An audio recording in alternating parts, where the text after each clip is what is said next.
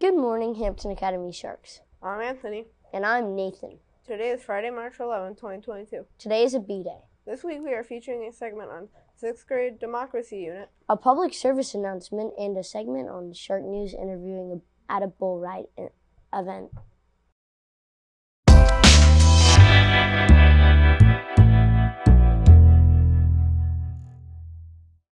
Come to our play of bedtime stories as told by our dad, who messed them up. You can get tickets at lunch for $6 on Thursday at 4 o'clock, Friday at 7 o'clock, and Saturday at 4 o'clock. Please come join us.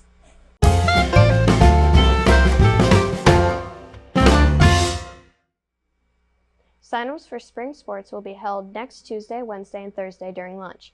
The spring sports are baseball, softball, and track. In order to be eligible to participate in spring sports, you must sign up next week. In addition, you are not eligible if you have not returned your uniform from another season.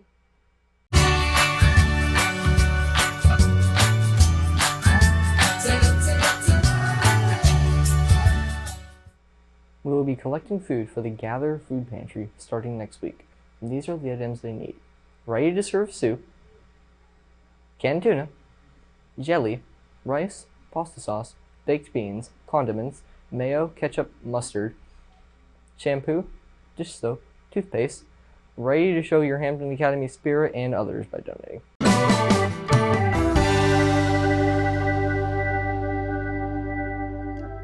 This week we have a public service announcement created by Ella Wood.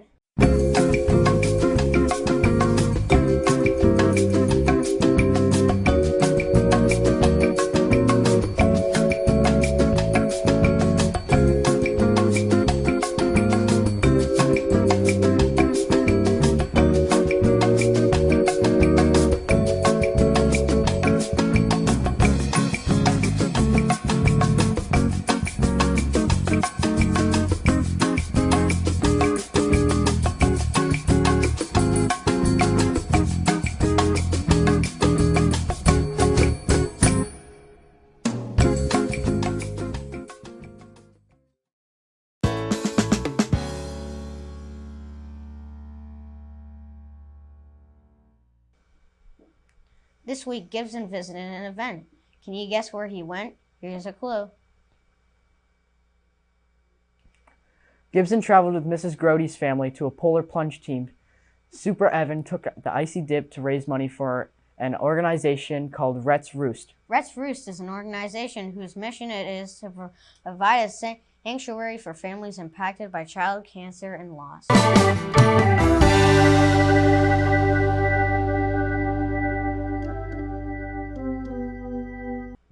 Lunch will be carnival corn dog with baked beans and creamy coleslaw, or a chicken salad sandwich, fruit, veggie, and milk.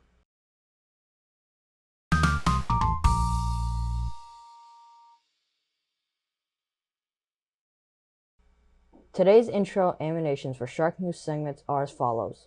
The weather was done by Ziad Sammy. The public service intro was made by Kevin Christian, and the birthday intro was made by Skylar Camaro.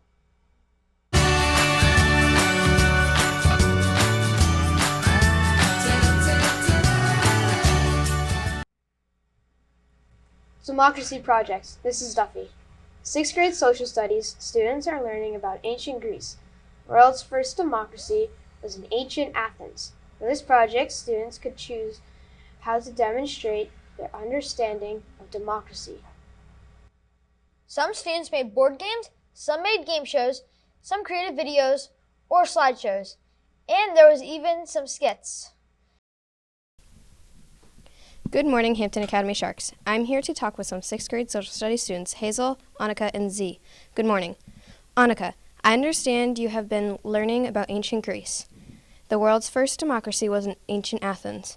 So you created democracy projects. Can you tell me a little about what your project was and explain a little bit about it?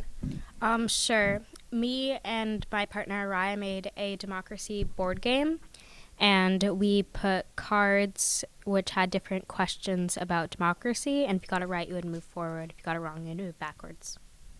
Thank you. Hazel, what did you create and what did you learn about ancient Greece? I made a wee video and I learned that ancient Greece was a direct democracy and the United States the representative democracy.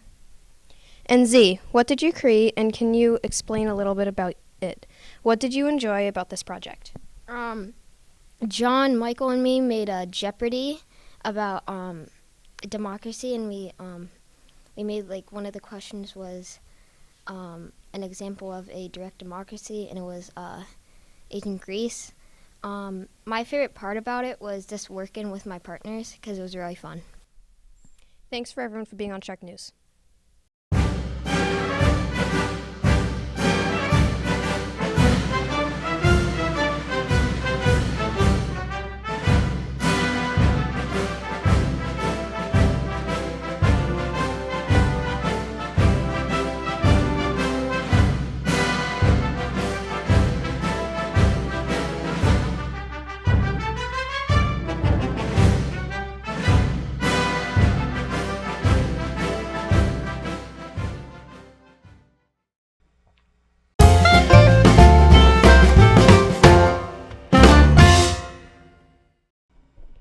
On February 26th, the Professional Bull Riding Velocity Tour came to Worcester, Massachusetts. Anthony wrote and got press passes for the event, and using interview skills he's been working on with Shark News, he did an interview with these announcers and the clowns. If you want to watch events, email Anthony for more information. And now, check it out.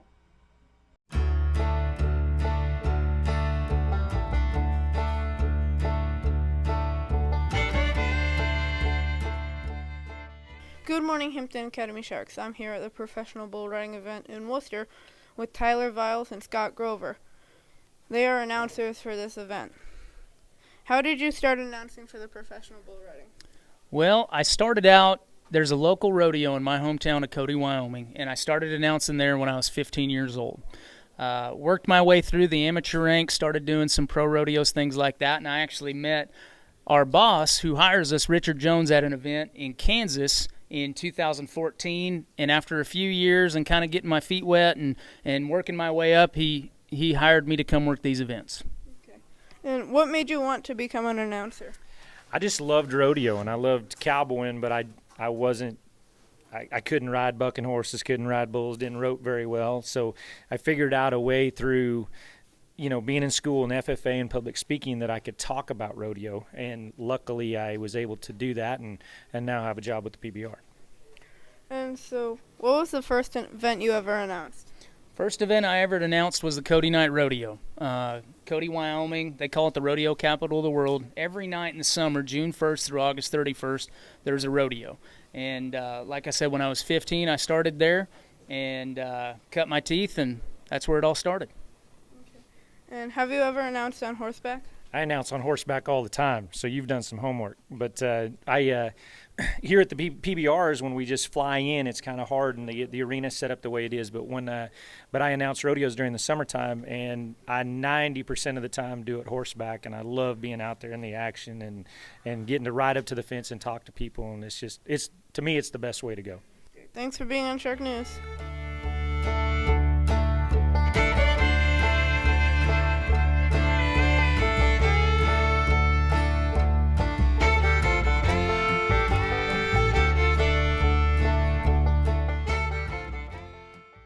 Good morning, Hampton Academy Sharks. I'm here at the Professional Bull Riding event in Worcester, Massachusetts with Matt Merritt. He is the entertainer for this event.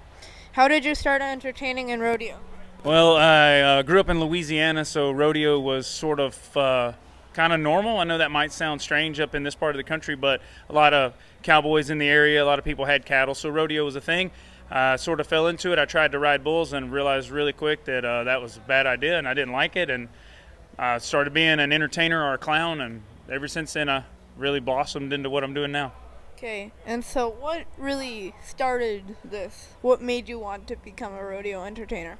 Well, I always, like doing the school news and public speaking and plays and drama classes and things like that at school, and then I realized if I was going to be around the sport of rodeo, I wasn't tough enough to fight bulls or to ride bulls, so I realized the best thing that I could do was tell jokes and be funny and entertain people, because that makes me smile, and seeing people happy is kind of a big reward. So I fell right into it. And also, there's not a lot of people doing what I do, so it's kind of easy to get a job. What was the first event you ever entertained at? The first one I ever did was in Dubberly, Louisiana, a little small town in North Louisiana, and I did it for free. And I didn't wear a microphone or anything. And then after that, the first one I got paid at, I got $75 to do one in a little town called Heflin, Louisiana. And it was a junior kids event. No, it was people your age riding bulls and stuff, no adults, hardly any crowd. Thanks for being on Shark News. Oh, thank you for having me. Go Sharks.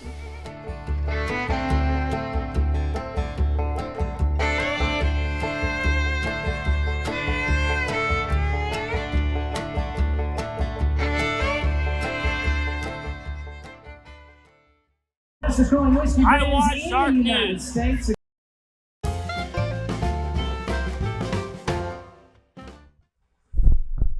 now for the weather. Today, partly cloudy skies in the morning will give way to cloudy skies during the afternoon. High temperature will be 48 degrees. Saturday, we will have rain mixing with snow in the afternoon, with a high temperature again of 32 degrees. And on Sunday, it will be windy with a few clouds from time to time. Wind speeds will be at 20 to 30 miles per hour. Higher wind gusts are possible. There will be a high temperature of 34 degrees. This week, many people found the snowy morning after the storm very, very beautiful. We have 9 weather photos. 9. We have sunset from Florida sent in by me. We also have trees on a snowy evening from Anthony Del Medico. We have snowy slips on the water and winter pine needles by Sabrina Canzano.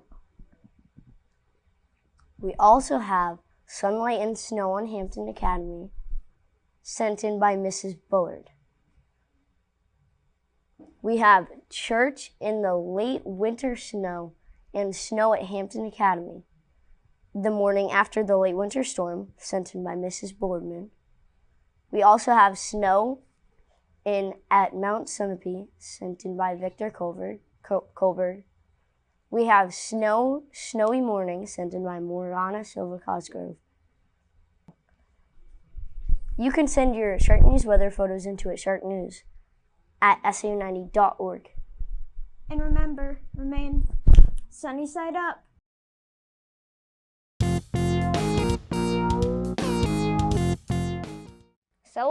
Celebrating their birthday tomorrow is Shark News' very own me.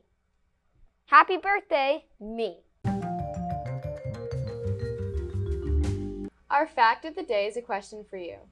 What flower is the March birth flower?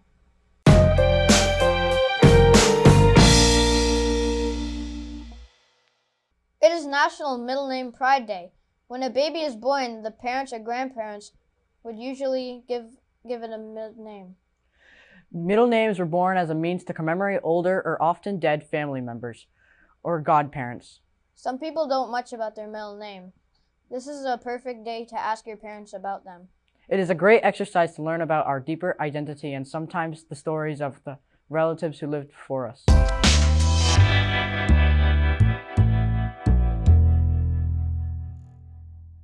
March is National Women's History Month. In honor of that, our thought of the day comes from Serena Williams, who is an American professional tennis player. She has been ranked singles world #1 by the Women's Tennis Association for 319 weeks.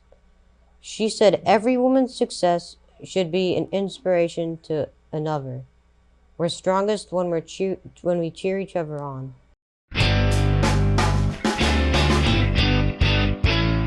Hey Andre. What? How does a scientist freshen her breath? I don't know how. With experiments. Our answer to the fact of the day is the March birth flower is the daffodil.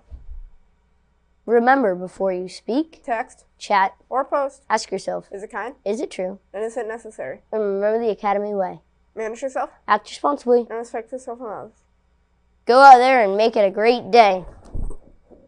Thanks for watching, and we'll see you next week.